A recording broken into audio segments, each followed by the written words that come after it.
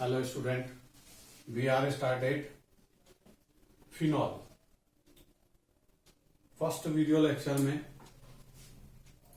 हमने अल्कोहल की स्टडी की। सेकंड वीडियो लेक्चर में अल्कोहल की chemical property, physical property, test of alcohol की स्टडी की। अब ऑक्सीजन कंटेनिंग कंपाउंड के अंदर अगला फंक्शनल ग्रुप हम स्टार्ट करेंगे फिनॉल। फिनॉल सबसे पहले इसमें स्टडी करेंगे प्रिपरेशन मेथड ऑफ फिनॉल। फिर इस वीडियो लेक्चर में हम स्टडी करेंगे उसकी फिजिकल प्रॉपर्टीज। और थर्ड नेक्स्ट वीडियो जो आएगा उसमें हम स्टडी करेंगे chemical properties of phenol. Phenol exam oriented important functional group है। NCERT based NEET JEE mains के एग्जाम में फिनॉल से रिलेटेड एक क्वेश्चन पर ईयर निश्चित आता है। इसलिए सबसे पहले हम स्टार्ट करते हैं फिनॉल की प्रिपरेशन मेथड। फिनॉल की जो मेन इंपॉर्टेंट मेथड है, अगर हम एग्जाम ओरिएंटेड स्टडी करें तो इसमें दो मेथड बहुत इंपॉर्टेंट है। एक फ्रॉम क्यूमिन और दूसरी मेथड फ्रॉम डाइएजोनियम साल्ट। तीसरी मेथड है फ्रॉम क्लोरोबेंजीन और चौथी मेथड है बेंजीन के थ्रू सल्फोनेशन के थ्रू। तो सबसे पहले स्टडी करेंगे फ्रॉम क्यूमिन। क्यूमिन से जब फिनॉल को प्रिपेयर किया जाता है तो पहले हम क्यूमिन का फार्मूला लिखेंगे। ये क्यूमिन का फार्मूला है, बेंजीन रिंग है, यहां बेंजीन रिंग से CH ग्रुप अटैच है और साइड CH3 ग्रुप। इसका कॉमन नेम क्यूमिन। अब क्यूमिन का एक सेकंड नेम और है, यहां से इधर मिथाइल इधर भी methyl means 1 carbon surrounded by 2 methyl group. It means iso design. तो इसका सेकंड नेम है आइसोप्रोपाइल बेंजीन, ये सेकंड नेम है। और IUPAC सिस्टम में आप नेमिंग करेंगे तो 1 2 3 2 फिनाइल प्रोपेन। जब हम क्यूमिन का एयर के थ्रू ऑक्सीडेशन करते हैं तो क्यूमिन का परऑक्साइड फॉर्म होगा। जैसे ये एयर के थ्रू ऑक्सीडेशन किया, ये हाइड्रोजन यहां पर चला जाएगा और कार्बन और हाइड्रोजन के बीच में दोनों ऑक्सीजन परऑक्साइड के फॉर्म में अटैच होगी। ये फिनाइल ग्रुप CH3, ये CH3 एज इट इज जो क्यूमिन में पहले से थे, ये C, ये OOH, ये क्यूमिन परऑक्साइड। अब यहां पर इसका हाइड्रोलिसिस करेंगे तो यहां से सेपरेट क्या हो जाएगा, CH3 COCH3, ये सेपरेट होगा तो फॉर्मेशन क्या होगा, CH3 C double bond O CH3। इसको पहचानते हैं आप, डाइमिथाइल कीटोन। और ये OH ग्रुप यहां रिंग से अटैच होता है तो यहां फॉर्मेशन हो जाएगा OH। तो ये फिनॉल की इंपॉर्टेंट मेथड है from cumene. Exam oriented NEET के एग्जाम में भी ये 2 बार आ चुकी, जेईई मेंस में भी ये 1 बार आ चुकी है। इसलिए एग्जाम ओरिएंटेड मेथड है फ्रॉम क्यूमिन।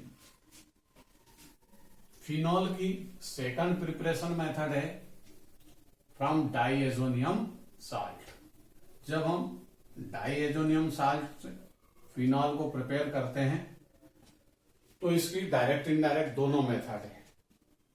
यहां पर हम लिखेंगे डाइएजोनियम साल्ट, जिसका फार्मूला है C6H5N2Cl, डाइएजोनियम क्लोराइड। अब डाइएजोनियम क्लोराइड को डायरेक्ट वार्म करें वाटर के साथ तो फिनॉल का फॉर्मेशन हो जाता है। ये फिनॉल का formation C6H5OH।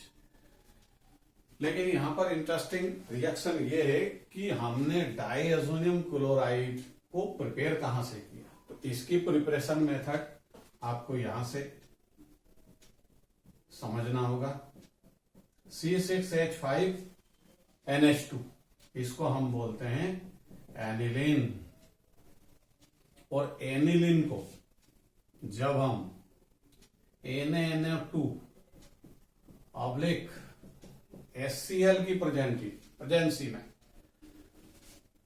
Less than 5 degree centigrade temperature की कंडीशन है कूल NaNO2/HCl, इन दोनों की रिएक्शन के थ्रू किसका फॉर्मेशन होगा?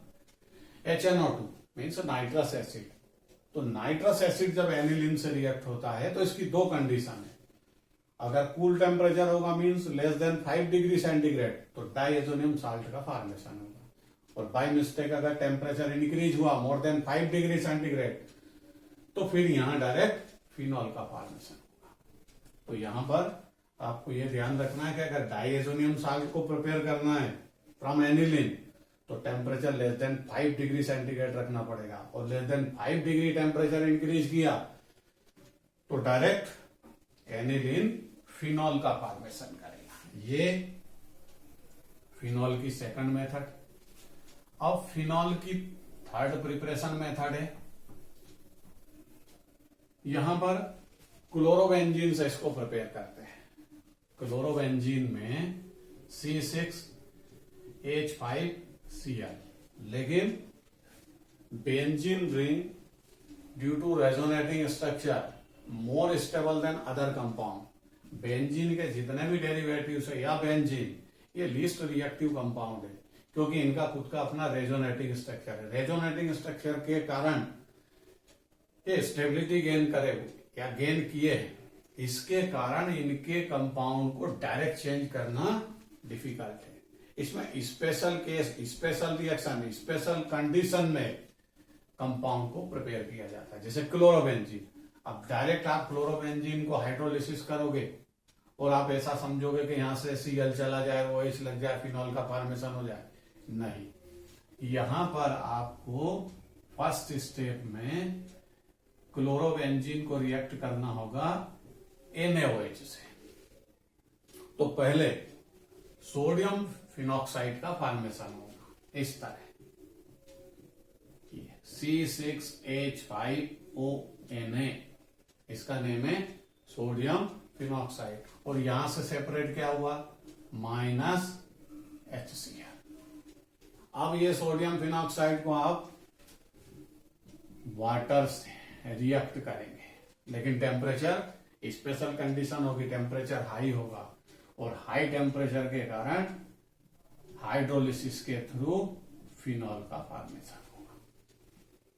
तो क्लोरोबेंजीन से भी हम डायरेक्ट हाइड्रोलिसिस करके इसको प्रिपेयर नहीं कर सकते। क्लोरोबेंजीन को पहले NaOH से रिएक्ट करना पड़ेगा। पहले सोडियम फिनेट का फॉर्मेशन होगा, सोडियम फिनेट का हाई टेम्परेचर पर हाइड्रोलिसिस करेंगे तब फिनॉल का फॉर्मेशन होगा। ये थर्ड मेथड है।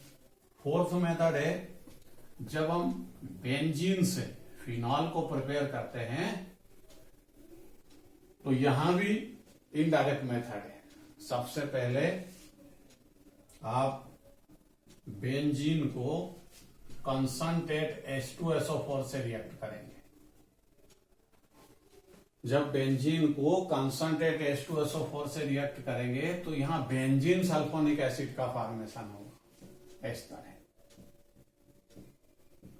SO3H, और फिर इसका आप या तो हाई टेम्परेचर पर हाइड्रोलिसिस करिए या NaOH से रिएक्ट करिए, तो फिर यहां सोडियम फिनेट बनेगा। सोडियम फिनेट का हाइड्रोलिसिस करोगे, फिनॉल का फॉर्मेशन। तो फोर्थ मेथड में आपको क्या यूज करना है? बेंजीन को जब आप H2SO4 से रिएक्ट करेंगे, पहले ये मटेरियल बनेगा बेंजीन सल्फोनिक एसिड, और फिर NaOH से रिएक्ट करोगे तो वही सोडियम फिनेट का फॉर्मेशन होगा। फिर वाटर से हाइड्रोलिसिस करोगे हाई टेम्परेचर पर तो फिनॉल का फॉर्मेशन। इसका भी हाई टेम्परेचर पे आप हाइड्रोलिसिस कर फिनॉल का फॉर्मेशन कर। ये फोर्थ मेथड है। इसके बाद आता है फिनॉल की फिजिकल प्रॉपर्टी। तो फिनॉल की फिजिकल प्रॉपर्टीज में हम स्टडी करेंगे। फिनॉल लिक्विड स्टेट में होते हैं, हायर मोलर मास वाले हो तो सॉलिड भी होंगे। पहली प्रॉपर्टी इसकी स्टडी करेंगे सोल्यूबिलिटी।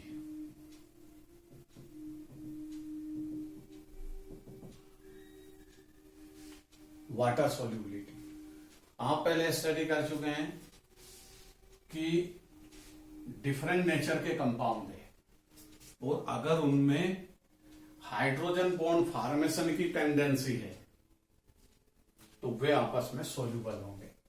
अब वाटर इनऑर्गेनिक कंपाउंड है और फिनॉल ऑर्गेनिक कंपाउंड, नेचर में वो डिफरेंट है, लेकिन हाइड्रोजन बॉन्ड फॉर्म करने के कारण phenols are soluble in water. Phenol के पास हाइड्रोजन बॉन्ड कहां से आया? तो फिनॉल में हम चेक करेंगे कि फिनॉल में ऑक्सीजन से कौन अटैच है? हाइड्रोजन। और हाइड्रोजन बॉन्ड की कंडीशन क्या है? Hydrogen bond is form when hydrogen atom through covalent bond attach with phone.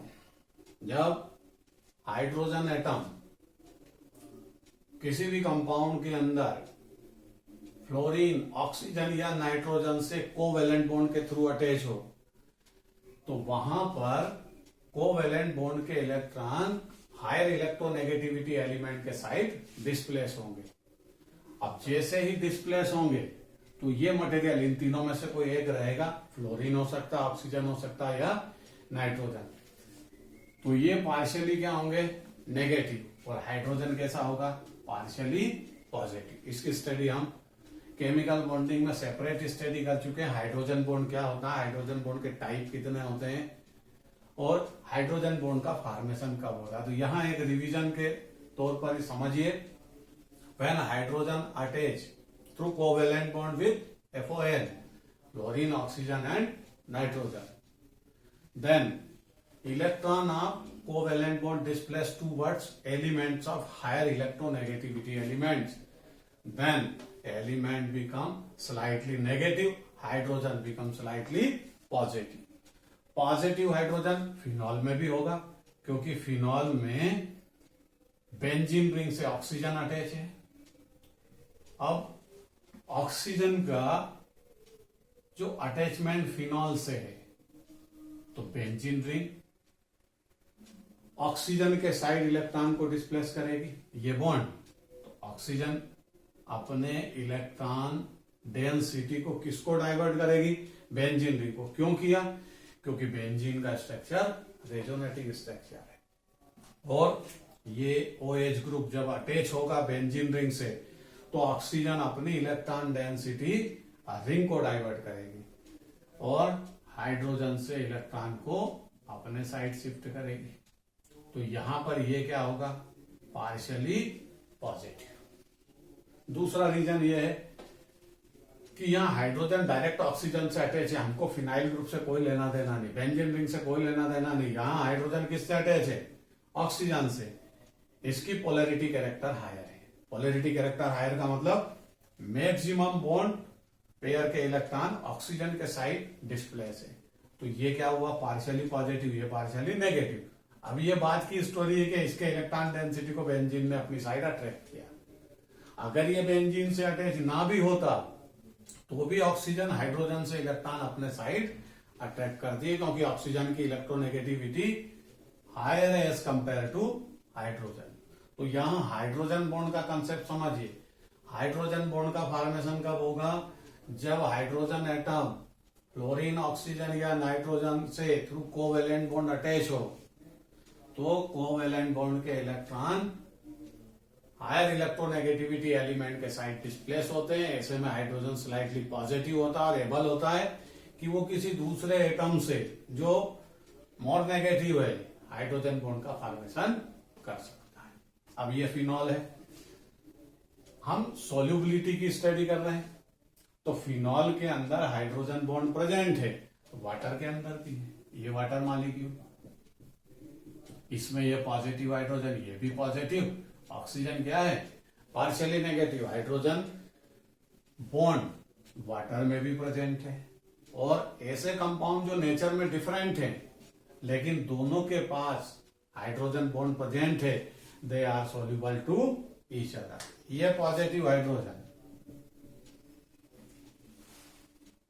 Water की नेगेटिव ऑक्सीजन से हाइड्रोजन बॉन्डिंग करेगा और हाइड्रोजन बॉन्डिंग के कारण phenol are soluble in water.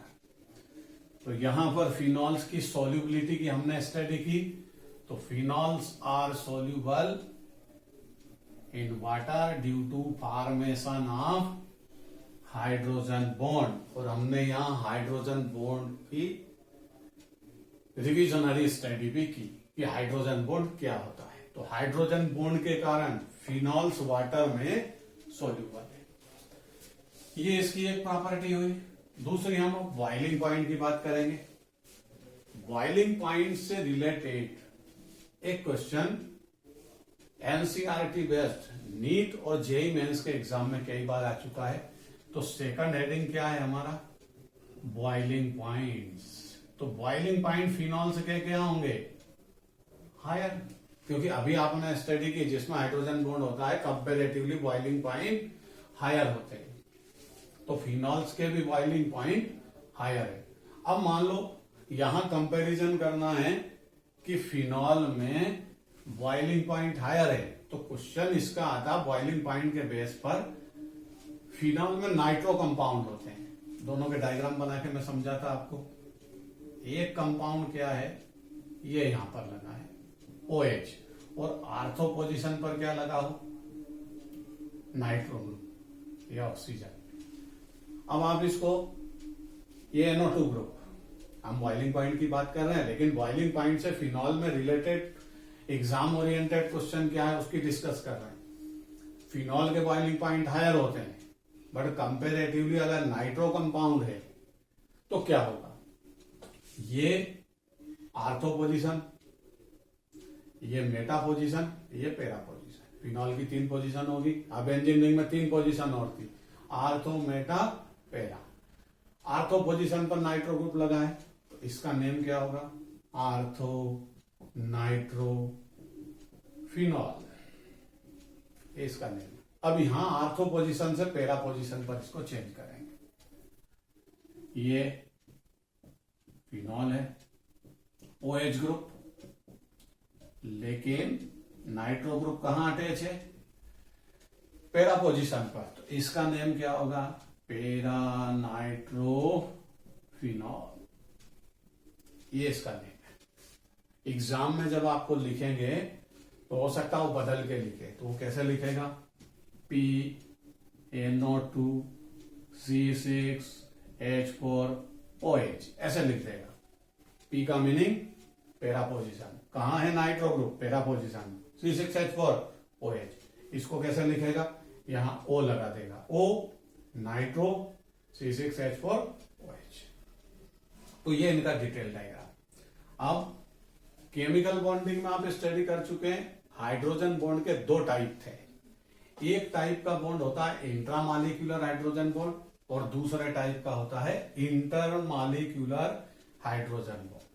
तो यहां हम उसकी सिंपल सी स्टडी करेंगे। जैसे हाइड्रोजन बॉन्ड क्या होता है ये हम अभी स्टडी कर चुके हैं इसके पहले। अब यहां पर उसके टाइप की स्टडी करेंगे और दोनों के बॉइलिंग पॉइंट की स्टडी करेंगे, जो एग्जाम ओरिएंटेड क्वेश्चन है। तो यहां पर देखेंगे कि हाइड्रोजन बॉन्ड 2 टाइप के होते हैं। एक का नाम मैंने क्या बोला?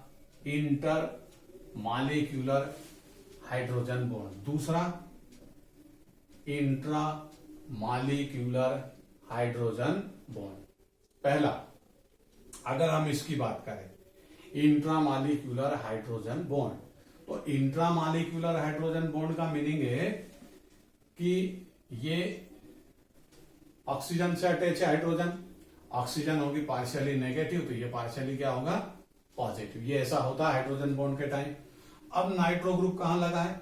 आर्थो पोजीशन पर। तो इसकी जो ऑक्सीजन है वो भी तो पार्शियली नेगेटिव होगी, क्योंकि वो यहां किससे अटैच है? नाइट्रोजन से। नाइट्रोजन के कंपैरिजन में ऑक्सीजन की इलेक्ट्रोनेगेटिविटी हायर है, तो नाइट्रो ग्रुप की ऑक्सीजन पार्शियली नेगेटिव है। और दोनों की डिस्टेंस क्या है? It means near to each other. तो ऐसे केस में क्या होगा? ये पॉजिटिव हाइड्रोजन उसी मॉलिक्यूल के नाइट्रो ग्रुप की ऑक्सीजन एटम से हाइड्रोजन बॉन्डिंग करेगा। सेम मॉलिक्यूल है, नॉट डिफरेंट। आर्थोनाइट्रोफिनॉल का ही पॉजिटिव हाइड्रोजन आर्थोनाइट्रोफिनॉल की ही ऑक्सीजन एटम से जब हाइड्रोजन बॉन्डिंग करेगा, उस टाइप के हाइड्रोजन बॉन्डिंग का नेम होता है इंट्रामॉलिक्यूलर हाइड्रोजन बॉन्ड। अब यहां पर क्या है कि एक ही मॉलिक्यूल कोलैप्स हुआ, यहां इसी का पॉजिटिव हाइड्रोजन, इसी का negative atom oxygen hydrogen bonding कर रहे हैं। मींस मॉलिक्यूल का कोलैप्सन क्या है? Single molecule. इस मॉलिक्यूल का किसी दूसरे मॉलिक्यूल से कोई कनेक्शन नहीं है, नॉट अट्रैक्शन। तो यहां इसका जो बॉइलिंग पॉइंट है वो लेस होगा। किसके कंपैरिजन में? पैरानाइट्रोफिनॉल के कंपैरिजन में। क्यों? कि इसके अंदर जो हाइड्रोजन बॉन्डिंग है वो इंटरमॉलिक्यूलर हाइड्रोजन बॉन्डिंग। और इंटरमॉलिक्यूलर हाइड्रोजन बॉन्डिंग क्या होती है वो समझिए। ये पॉजिटिव हाइड्रोजन आप समझ चुके हैं कि ऑक्सीजन से अटैच हाइड्रोजन हमेशा पार्शियली पॉजिटिव होगा। अब ये ऑक्सीजन एटम NO2 ग्रुप की ये पार्शियली नेगेटिव होगी, लेकिन इनकी डिस्टेंस बहुत ज्यादा है। तो ये मॉलिक्यूल क्या करेगा? पैरानाइट्रोफिनॉल ये पॉजिटिव हाइड्रोजन किसी दूसरे मॉलिक्यूल के नेगेटिव ऑक्सीजन से हाइड्रोजन बॉन्डिंग करेगा। मींस इस मॉलिक्यूल का कनेक्शन अट्रैक्शन फोर्स किसी दूसरे मॉलिक्यूल के ऑक्सीजन नेगेटिव से अटैच है, और ये वाला मॉलिक्यूल भी किसी थर्ड मॉलिक्यूल के या अनदर मॉलिक्यूल के पॉजिटिव हाइड्रोजन से हाइड्रोजन बॉन्डिंग करेगा।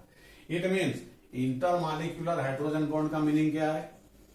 एक मॉलिक्यूल का पॉजिटिव हाइड्रोजन दूसरे मॉलिक्यूल की नेगेटिव एटम से हाइड्रोजन बॉन्डिंग करे, उसको हम बोलते हैं इंटरमॉलिक्यूलर हाइड्रोजन बॉन्ड। अब यहां पर more than 2 molecules collapse to each other, associated to each other, तो यहां अट्रैक्शन फोर्स हायर होगा, और अट्रैक्शन फोर्स हायर होगा तो ऐसे केस में पैरानाइट्रोफिनॉल का बॉइलिंग पॉइंट हायर होगा।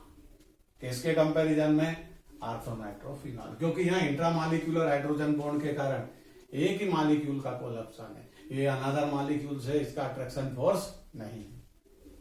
तो बॉइलिंग पॉइंट की हम स्टडी कर रहे थे कि बॉइलिंग पॉइंट आर्थोनाइट्रोफिनॉल और पैरानाइट्रोफिनॉल में किसका हायर है? पैरानाइट्रोफिनॉल का बॉइलिंग पॉइंट हायर है। इससे फायदा क्या है? क्वेश्चन कैसे आता है? ये जिसका बॉइलिंग पॉइंट लेस होगा वो तो आसानी से वेपोराइज्ड होगा, और जिसका बॉइलिंग पॉइंट हायर होगा वो डिफिकल्टी से वेपोराइज्ड होगा। तो क्वेश्चन यहां आता है आर्थोनाइट्रोफिनॉल स्टीम वोलेटाइल देन पैरानाइट्रोफिनॉल। उसका क्वेश्चन ये आता है एग्जाम में कि आर्थोनाइट्रोफिनॉल स्टीम वोलेटाइल है, मीन्स उसका बॉइलिंग पॉइंट लेस है, आसानी से वो वोलेटाइल होता है, और पैरानाइट्रोफिनॉल आसानी से स्टीम वोलेटाइल नहीं है। तो स्टीम वोलेटाइल का मीनिंग जो ऑटोमेटिक नेचर में रूम टेम्परेचर पर वेपोराइज्ड हो। तो पैरानाइट्रोफिनॉल का इंटरमॉलिक्यूलर हाइड्रोजन बॉन्ड के कारण बॉइलिंग पॉइंट हायर है, तो ये लेस स्टीम वोलेटाइल है। जबकि ये इंट्रामॉलिक्यूलर हाइड्रोजन बॉन्ड के कारण मॉलिक्यूल का अट्रैक्शन फोर्स कम है, इसका बॉइलिंग पॉइंट होगा लेस, और बॉइलिंग पॉइंट लेस होगा तो ये आसानी से वेपोराइज्ड होगा। It means orthonitrophenol more volatile than paranitrophenol. ये एग्जाम ओरिएंटेड क्वेश्चन है, डायग्राम बना करके आपको समझाया, इसकी स्टडी कीजिए और इससे रिलेटेड क्वेश्चन आंसर को चेक करिए। तो यहां पर इनके बारे में अभी एक क्वेश्चन और हम स्टडी करेंगे। बॉइलिंग पॉइंट के बाद मेल्टिंग पॉइंट का कंसेप्ट आता है। तो मेल्टिंग पॉइंट का जो कंसेप्ट है, अगर आर्थोनाइट्रोफिनॉल पैरानाइट्रोफिनॉल में अगर आप मेल्टिंग पॉइंट का कंसेप्ट देखें तो मेल्टिंग पॉइंट अट्रैक्शन फोर्स पर तो डिपेंड है ही, लेकिन उसके दूसरे भी फैक्टर है जिन पर मेल्टिंग पॉइंट कंपाउंड का डिपेंड होता है। पहला इसका जो कंसेप्ट है वो है मॉलिक्यूल की सिमेट्री। जैसे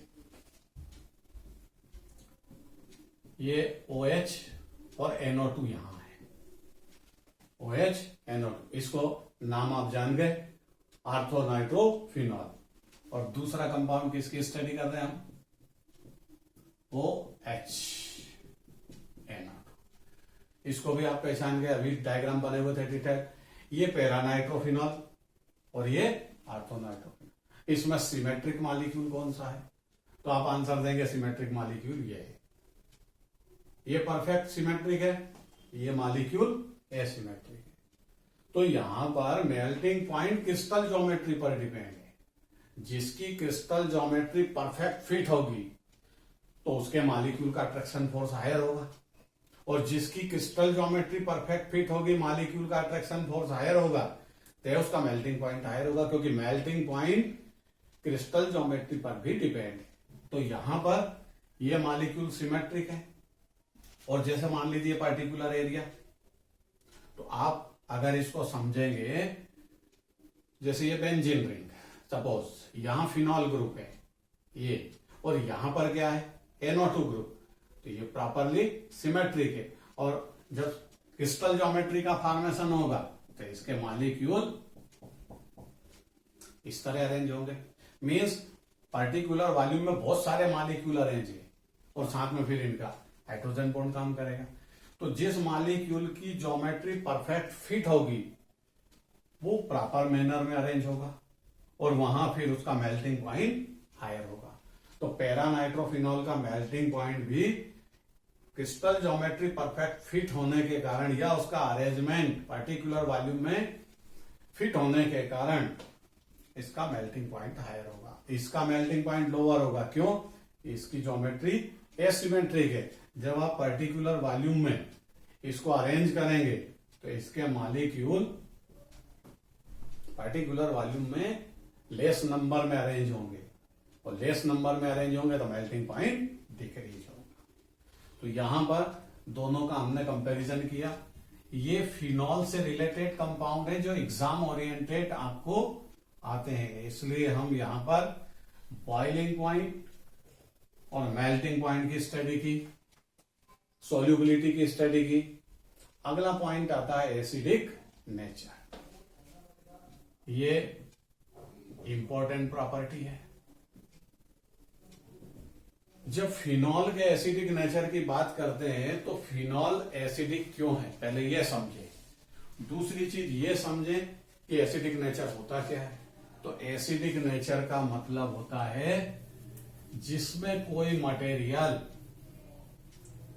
H+ आयन को रिलीज करे। कैसे करे, उससे कोई लेना देना नहीं, उसकी टेंडेंसी है कि वो प्रोटॉन को रिलीज करे। जैसे आर्रीनियस का एसिड बेस कंसेप्ट है, आप पहले स्टडी कर चुके हैं आयोनिक इक्विलिब्रियम में। एसिड बेस कंसेप्ट आर्रीनियस, उसने क्या स्टडी की, क्या कंसेप्ट प्रोड्यूस किया, प्रपोज किया कि जो मटेरियल अपने पास हाइड्रोजन आयन को रिलीज करे डिसॉल्व स्टेट में, वो एसिडिक नेचर का। फिर ब्रॉस्टेड-लारी का कंसेप्ट आया। ब्रॉस्टेड-लारी ने proton donor acid while proton gainer base. फिर लुईस का कंसेप्ट है, यहां पर हमको लुईस के कंसेप्ट से स्टडी नहीं करना है। फिनॉल H+ आयन को रिलीज करेगा, इसलिए हमको ब्रॉस्टेड-लारी कंसेप्ट से कर सकते हैं या आर्रीनियस के कंसेप्ट से कर सकते हैं। तो हम यहां स्टडी कर रहे हैं फिनॉल का एसिडिक नेचर क्यों है, पहले ये समझेंगे। आपको ये चीज इजीली समझ में आ चुकी है कि एसिडिक नेचर का मीनिंग क्या है। एसिडिक नेचर का मीनिंग होता है substance which are release H+ ion dissolve state. जो डिसॉल्व स्टेट में H+ आयन को रिलीज करे वो सारे मटेरियल एसिडिक नेचर के होंगे। अब फिनॉल एसिडिक क्यों है ये समझें। जब फिनॉल को हम वाटर में डिसॉल्व करते हैं तो यहां कंपाउंड का नेचर होता है, पर्टिकुलर जितने भी कंपाउंड हैं उन सबके डिफरेंट डिफरेंट नेचर होते हैं। जब हम इसको वाटर में डिसॉल्व करते हैं, आर्रीनियस का कंसेप्ट है डिसॉल्व इन वाटर, ब्रॉस्टेड-लारी का कंसेप्ट है डिसॉल्व इन वाटर। तो फिनॉल को जब हमने वाटर में डिसॉल्व किया तो फिनॉल अपने H+ को वाटर को डोनेट करेगा, मीन्स रिलीज कर देगा। तो रिएक्शन क्या होगी, फिनॉल का H+ यहां आया तो फिनॉल किसमें कन्वर्ट हो गया, O- और H3O+। हाइड्रोनियम आयन का फॉर्मेशन हुआ। अब अगर आप आर्हेनियस का कंसेप्ट लें तो फिनॉल ने H+ रिलीज किया डिसॉल्व स्टेट में, इस मीन्स फिनॉल एसिडिक नेचर का है। अगर आप ब्रॉस्टेड-लारी के कंसेप्ट से केस की स्टडी करें तो ये क्या बना, प्रोटॉन डोनर। फिनॉल क्या है, डोनर, प्रोटॉन डोनर, और वाटर क्या है, प्रोटॉन गेनर। तो ब्रॉस्टेड-लारी के अकॉर्डिंग तो फिर वाटर भी उसकी स्टडी में आता है, एसिड या बेस की स्टडी में। तो यहां एसिड और बेस की कंपैरेटिवली स्टडी होती है। जैसे फिनॉल जब वाटर से रिएक्ट होता है तो फिनॉल अपने H+ आयन को डोनेट करता, मीन्स प्रोटॉन डोनर बनता है। और प्रोटॉन डोनर ब्रॉस्टेड-लारी के अकॉर्डिंग कैसे नेचर का होगा, एसिडिक नेचर का। तो वाटर क्या बन गया, वाटर तो बेस है, proton gainer base according to Bronsted Lowry acid base concept. तो यहां पर हमको फिनॉल की स्टडी करना है, फिनॉल क्या है, हमको वाटर की स्टडी नहीं करना। वाटर जब एसिड के सामने जाता है तो बेस की तरह बिहेव करता, और किसी बेसिक नेचर से रिएक्ट करता तो वो एसिड की तरह बिहेव करता। Means water amphoteric in nature है, इसीलिए उसको हम न्यूट्रल कंसीडर करते हैं कि वाटर का H+ आयन और H- आयन इक्वल होते हैं। तो यहां पर हमको वाटर की स्टडी ना कर हमको फिनॉल की एसिडिक नेचर की स्टडी करना है। तो फिनॉल क्या बना, H+ आयन का डोनर डिसॉल्व स्टेट, ये H+ यहां आया, H3 हाइड्रोनियम आयन का फॉर्मेशन हुआ, और इस आयन का नाम होता है फिनॉक्साइड आयन। अब समस्या ये आती है कि फिनॉल एसिडिक क्यों है। तो फिनॉल एसिडिक इसलिए कि उसने H+ आयन का डोनेशन किया। तो उसने H+ आयन का डोनेशन क्यों किया, यहां पर ये देखेंगे कि फिनॉल में H और O, OH कोवेलेंट बॉन्ड है, ऑक्सीजन अटैच है किससे, बेंजीन रिंग से। तो ऑक्सीजन की इलेक्ट्रॉन डेंसिटी किस साइड डिस्प्लेस होगी, टुवर्ड्स बेंजीन रिंग। तो ये इलेक्ट्रॉन डेंसिटी इधर आई, तो ऑक्सीजन की रिक्वायरमेंट इंक्रीज होगी इलेक्ट्रॉन के अगेंस्ट, तो वो OH बॉन्ड के इलेक्ट्रॉन को अपने साइड अट्रैक्ट करेगी। ये इधर अट्रैक्ट किया तो OH बॉन्ड क्या होगा, वीक। और जब जब OH बॉन्ड वीक होते हैं मीन्स इलेक्ट्रॉन हाइड्रोजन से ऑक्सीजन के साइड डिस्प्लेस होते हैं, पोलैरिटी कैरेक्टर इंक्रीज होता OH बॉन्ड का। और जितना ज्यादा पोलैरिटी कैरेक्टर इंक्रीज होगा मीन्स जितने ज्यादा कोवेलेंट बॉन्ड के इलेक्ट्रॉन, OH बॉन्ड के इलेक्ट्रॉन ऑक्सीजन के साइड डिस्प्लेस होंगे, OH बॉन्ड का पोलैरिटी कैरेक्टर इंक्रीज होगा। इसके कारण ये OH बॉन्ड के इलेक्ट्रॉन इधर गए, H+ यहां से रिलीज हुआ और फिनॉल कन्वर्ट हुआ फिनॉक्साइड आयन में। अब फिनॉल फिनॉक्साइड आयन में क्यों कन्वर्ट हुआ, क्योंकि फिनॉल जब फिनॉक्साइड आयन में कन्वर्ट होता है तो फिनॉक्साइड आयन स्टेबल है। अब ये स्टेबल क्यों है, ड्यू टू रेजोनेटिंग स्ट्रक्चर।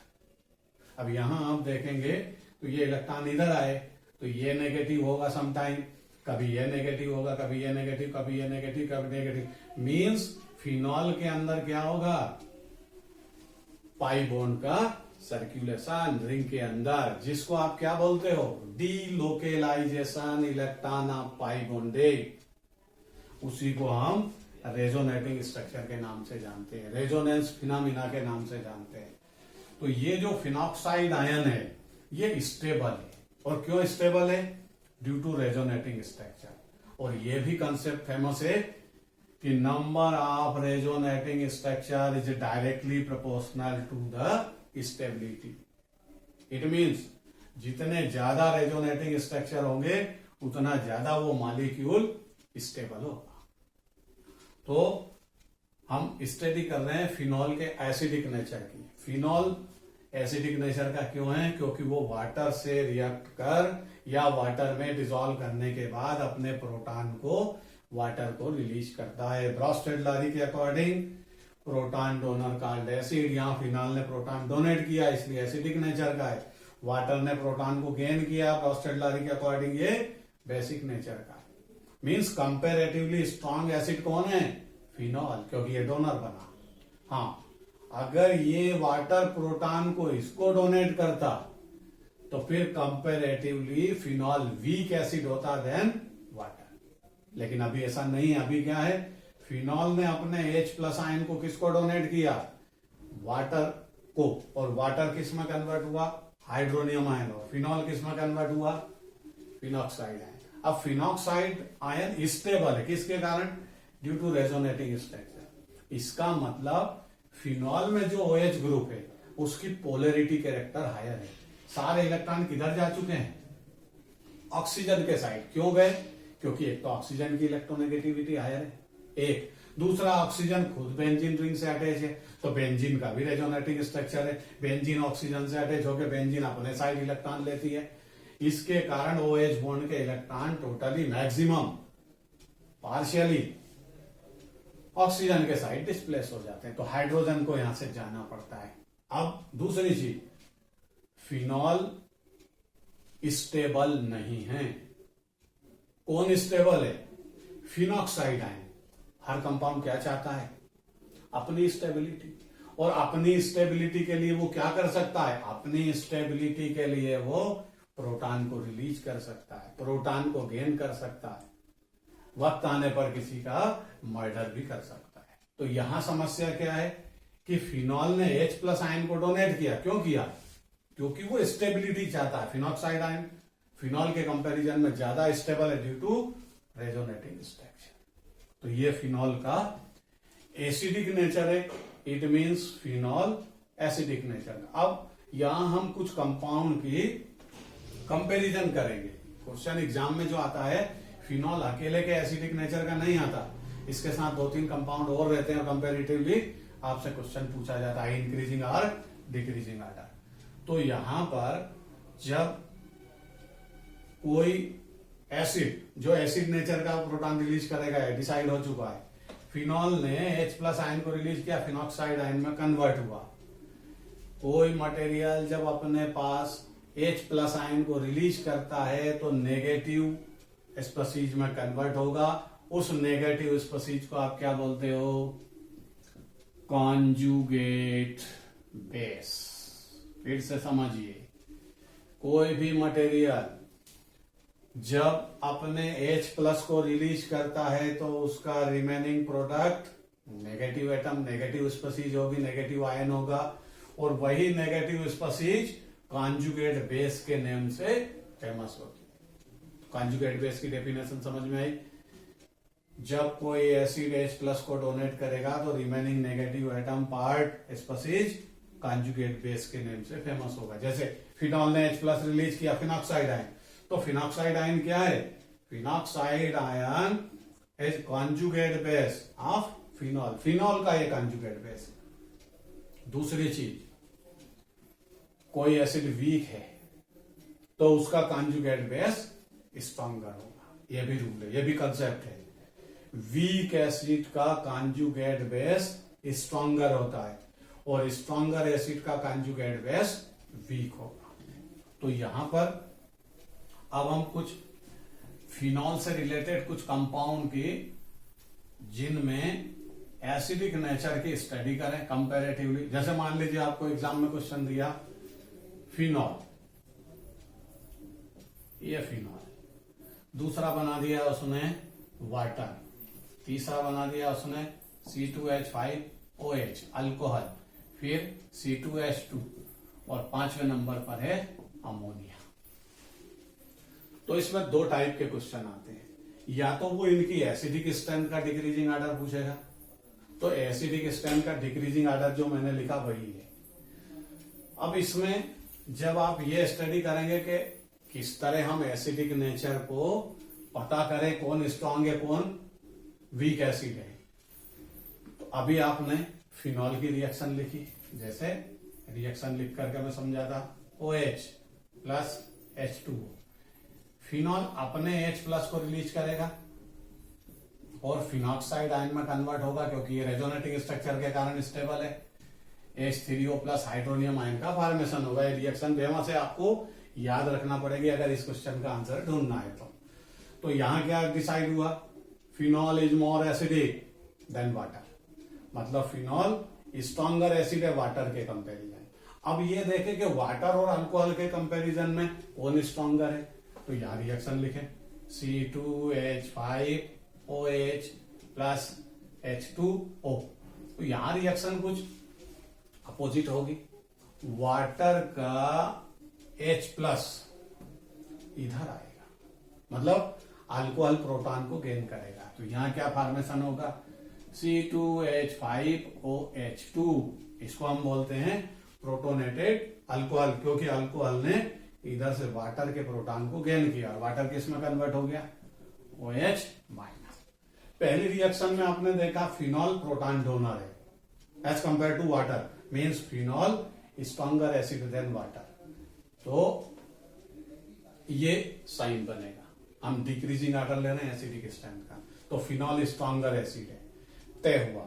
एक नंबर पे कौन आएगा, फिनॉल। तो वाटर और फिनॉल के कंपैरिजन में कौन स्ट्रॉन्गर है, फिनॉल। Water list acidic. अब वाटर और अल्कोहल की रिएक्शन की, क्योंकि इसमें कंपैरिजन करना कि इसमें स्ट्रॉन्ग एसिड कौन है, तो यहां देखिए वाटर ने अपने प्रोटॉन को रिलीज किया और इसको प्रोटॉन गेन किया, मीन्स अल्कोहल प्रोटॉन गेनर है। तो प्रोटॉन गेनर है जो कंपेरेटिव, तो बेसिक नेचर का हुआ।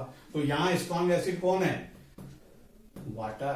तो दूसरे नंबर पर कौन आएगा, वाटर स्ट्रॉन्ग एसिड है then alcohol.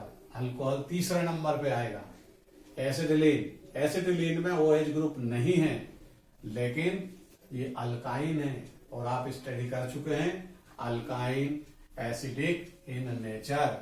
Alkyne acidic nature की क्यों है वो समझिए।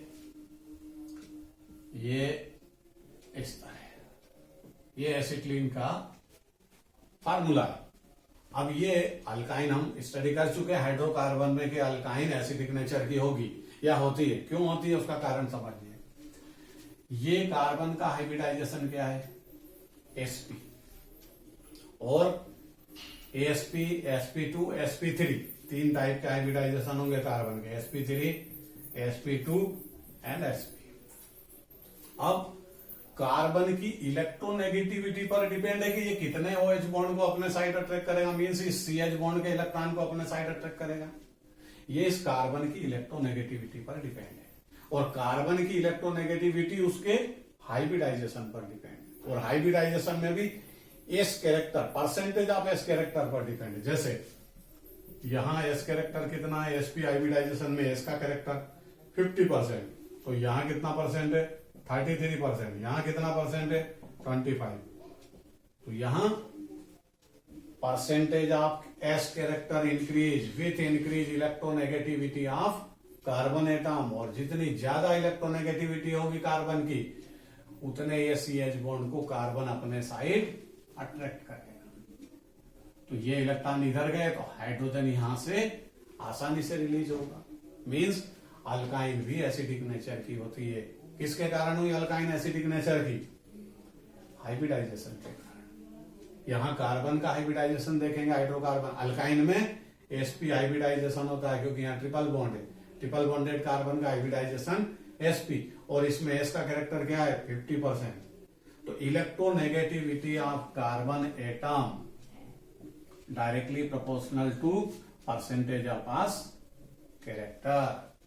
क्या कंसेप्ट है, electronegativity of carbon atom is directly proportional to the percentage of s character in hybridization. तो यहां sp हाइब्रिडाइजेशन है, s कैरेक्टर 50%, हायर परसेंटेज, इसके कारण CH बॉन्ड के इलेक्ट्रॉन इधर शिफ्ट होंगे, और शिफ्ट होंगे तो हाइड्रोजन आसानी से रिलीज होगा। अब अपनी बात पर वापस आ जाते हैं।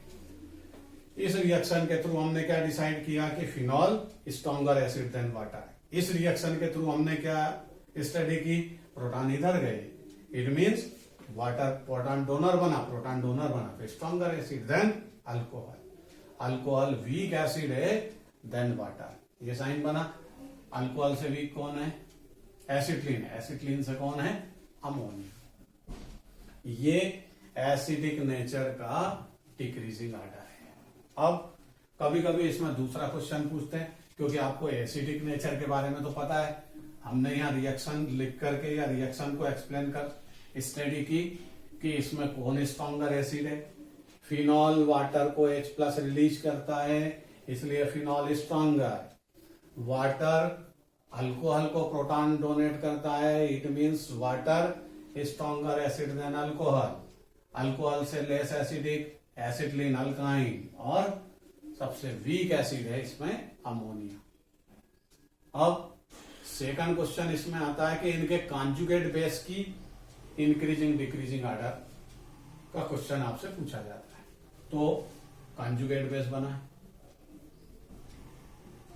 ये फिनॉल का conjugate base, phenoxide ion phenol का कॉन्जुगेट बेस, इसका कॉन्जुगेट बेस क्या बनेगा, OH माइनस। कॉन्जुगेट बेस का मीनिंग है सब्सटेंस जब H+ को रिलीज करता है, negative remaining part conjugate base के नेम से फेमस होगा। इसका कॉन्जुगेट बेस क्या है, C2H5O माइनस, इसका कॉन्जुगेट बेस क्या है, CH triple bond C minus, और इसका कॉन्जुगेट बेस क्या है, NH2 माइनस।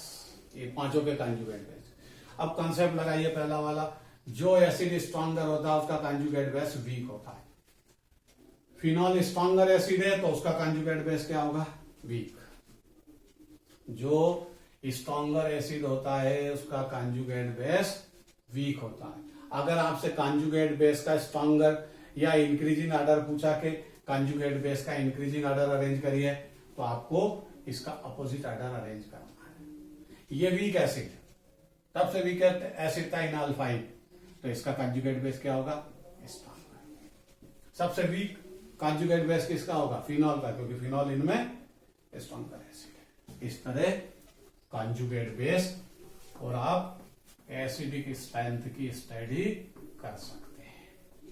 अब इसमें एक क्वेश्चन और, फिनॉल में एसिडिक नेचर से रिलेटेड एक क्वेश्चन और आता है कि अगर फिनॉल के साथ हम माइनस आई इफेक्ट या प्लस आई इफेक्ट अटैच करें तो यहां पर उसकी एसिडिक स्ट्रेंथ चेंज होती है।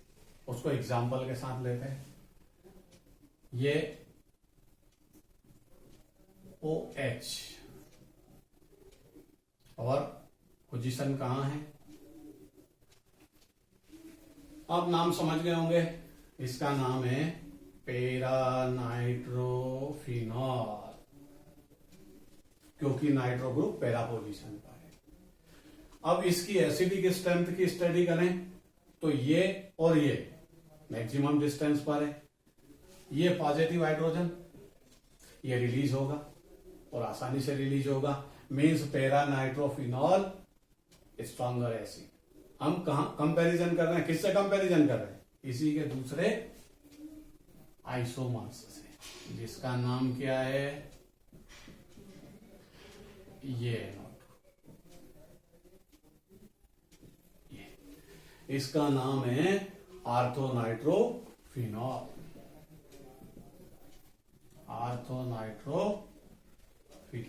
अब आर्थोनाइट्रोफिनॉल में देखिए, यहां आप पहले स्टडी कर चुके हैं, पैरानाइट्रोफिनॉल में कौन सा हाइड्रोजन बॉन्ड था, इंटरमॉलिक्यूलर हाइड्रोजन बॉन्ड, और आर्थोनाइट्रोफिनॉल में क्या होगा, ये पॉजिटिव हाइड्रोजन, ये negative atom oxygen,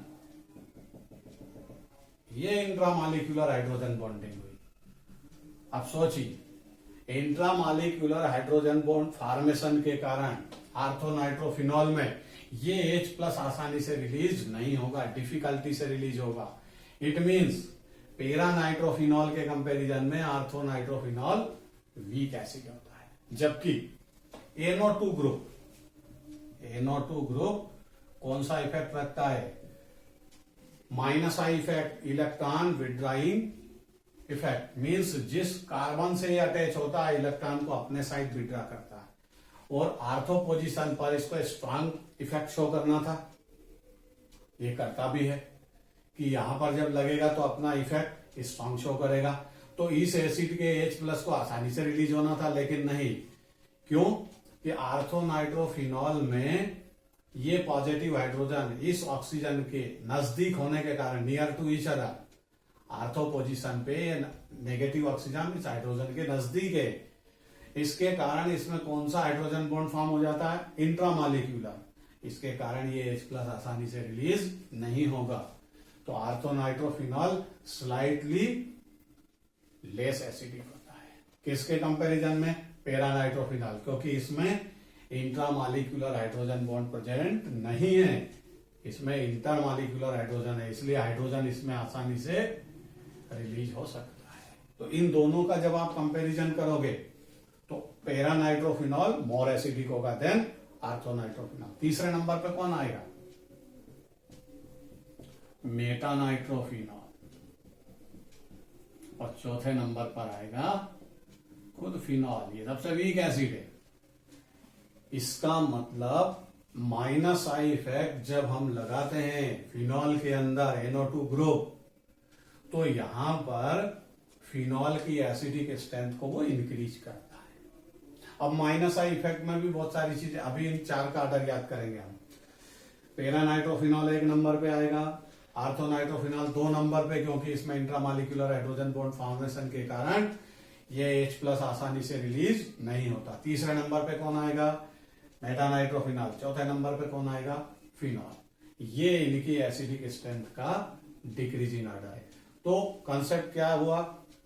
minus group means NO2 minus I effect रखता है, इलेक्ट्रॉन विड्राइंग ग्रुप है, और जब भी ये किसी कंपाउंड के कार्बन से अटैच होता है तो इलेक्ट्रॉन को अपने साइड विड्रा करता है, और विड्रा करेगा तो एसिडिक स्ट्रेंथ को क्या करेगा? इंक्रीज करेगा। तो ये चारों के एसिड की नेचर का डिक्रीजिंग ऑर्डर है। Para nitrophenol more acidic then ortho nitrophenol. Meta nitrophenol 3 number पर आएगा। अब मान लीजिए डिफरेंट टाइप के अगर आप सेम पोजीशन पर ग्रुप अटैच करें, जैसे पैरा पोजीशन पे आपने किसको अटैच किया? नाइट्रो ग्रुप को। इसका माइनस आई इफेक्ट ज्यादा है। और अगर दूसरा कंपाउंड लिया आपने, ये OH, और यहां पर अटैच कर दिया आपने क्लोरीन, तो अब क्लोरीन भी माइनस आई इफेक्ट रखता है और NO2 भी माइनस आई इफेक्ट रखता है, लेकिन किसका ज्यादा माइनस आई इफेक्ट है? Stronger minus I effect NO2 का एज कंपेयर टू क्लोरीन। तो ये दोनों की पोजीशन सेम है, तो माइनस आई इफेक्ट एसिड को मींस फिनॉल के केस में ये एसिड स्ट्रेंथ को इंक्रीज करेगा। तो कौन सा एसिड स्ट्रॉन्गर होगा? Para nitrophenol. उससे लेस एसिडिक कौन होगा? Chlorophenol, para chlorophenol. अब मान लीजिए अगर आपको तीसरा कोई कंपाउंड सामने डिजाइन किया और उसमें माइनस आई इफेक्ट के प्लेस पे क्या लगा दिया? Plus I effect. जैसे ये लगा दिया और उसी पोजीशन पर है, पैरा पोजीशन पर CH3, ये प्लस आई इफेक्ट को शो करता है। मींस कार्बन से अटैच होने के बाद मिथाइल ग्रुप अटैच कार्बन को इलेक्ट्रॉन डेंसिटी ट्रांसफर करता है, तो ये इलेक्ट्रॉन देगा। और प्लस आई इफेक्ट एसिड को हमेशा वीक बनाते हैं। इस केस में ये इलेक्ट्रॉन इधर गए, ऑक्सीजन को इलेक्ट्रॉन मिले, मीन्स ये H+ आसानी से रिलीज नहीं होगा। इट मीन्स इन तीनों के केस में ये एसिडिक स्ट्रेंथ को क्या करता है? इंक्रीज। उससे ये वीक एसिड, और plus I effect acidic strength को डिक्रीज करता है, तो ये तीसरे नंबर पे होगा। और अगर फिनॉल होगा, मान लीजिए फिनॉल है, इसमें किसी भी टाइप का माइनस आई और प्लस आई इफेक्ट प्रेजेंट नहीं है, तो इन चारों के एसिडिक स्ट्रेंथ को आप डिक्रीजिंग ऑर्डर में अरेंज करेंगे तो पहले नंबर पे स्ट्रॉन्ग एसिड ये आएगा, क्योंकि इसमें माइनस आई इफेक्ट है, इसमें H+ आसानी से रिलीज होगा। उससे वीक एसिड ये होगा, उससे वीक एसिड ये होगा, क्योंकि इसमें किसी भी टाइप का कोई इफेक्ट नहीं है। चौथे नंबर पे कौन आएगा? प्लस आई इफेक्ट आते ही एसिड फिनॉल से भी वीक हो जाएगा, तो चौथे नंबर पर ये आएगा। इस तरह एग्जाम में आपको माइनस आई और प्लस आई इफेक्ट अटैच कर फिनॉल से रिलेटेड कोई भी ग्रुप अटैच कर फिनॉल की एसिडिक स्ट्रेंथ की क्वेश्चन आंसर को पूछा जाता है। यहां पर हम फिनॉल की फिजिकल प्रॉपर्टीज का एंड करते हैं। अगले वीडियो में आपको मिलेगा फिनॉल की केमिकल प्रॉपर्टी। आज हम ऑनलाइन स्टडी कर रहे हैं, यह भी एक साइंस की डिस्कवरी है, और कोरोना ने कोविड-19 ने हमें सिखाया कि हमें साइंस का कितना इंपॉर्टेंस है। साइंस हमारे लिए कहाँ कहाँ काम आती है। कोविड-19 के आते ही हमें वीडियो लेक्चर की आवश्यकता लगी और इस वीडियो लेक्चर के थ्रू ये डिस्कवरी आज से कई वर्ष पहले हो चुकी है। इट मीन्स इस धरती पर जो जो समस्याएं पैदा होती जाएगी उनके पहले साइंस एंड टेक्नोलॉजी उनके अकॉर्डिंग डिस्कवरी करती जाएगी। इसलिए घबराइए मत। कोविड-19 अति शीघ्र ही अपने भारत कंट्री से जाएगा और जाने के बाद फिर हम अपनी क्लास में आएंगे, ऑफलाइन स्टडी करेंगे, फिर से मिलेंगे। लेकिन जब तक हम वीडियो लेक्चर से स्टडी करें, समझें, हालांकि इसमें बहुत सारी प्रॉब्लम्स आती है, आपके जो डाउट्स होते हैं इसमें बोलना समझना थोड़ा सा डिफिकल्ट है। और भी कई टेक्नोलॉजी आ चुकी है जिसमें आप डाउट सॉल्व कर सकते हैं। उसके बाद भी इस कोविड-19 के समय मेरे पास जितनी व्यवस्थाएं हैं, जितना अरेंजमेंट है, उसके अकॉर्डिंग मैं बेस्ट परफॉर्मेंस के थ्रू आपके साथ इस वीडियो लेक्चर को लेकर के आता हूं। वीडियो लेक्चर के सराउंडिंग में आपको सब नजर आता है। छोटा सा मेरा बोर्ड है, हाथ में एक मार्कर है जो बड़ी मुश्किलों से मार्केट से परचेज किया है और बहुत सारी इसमें वीडियो लेक्चर को लोड करने में भी कई समस्याएं आती है। अगर वीडियो लेक्चर देखने के बाद आप किसी बुक से थ्योरी पढ़िए, अपने नोट्स बनाइए, नोट्स बनाने के बाद अपनी जो एनसीईआरटी रिलेटेड या कोई आपके पास जो भी बुक्स है, जैसे मैं नीट के स्टूडेंट के लिए जैसे इररलेस है या जेईई मेंस के स्टूडेंट के पास अरिहंत की बुक है, उनसे इस वीडियो लेक्चर को देख करके उस रिलेटेड हेडिंग के आप अपनी फेयर नोटबुक में नोट्स बनाइए, थ्योरी की स्टडी करिए और फिर ऑब्जेक्टिव क्वेश्चन आंसर सॉल्व किए। धीरे धीरे प्रॉब्लम सॉल्व होगी और जैसे ही कोरोना का कहर खत्म होगा हम फिर से मिलेंगे इन्हीं आशाओं के साथ। Okay bye.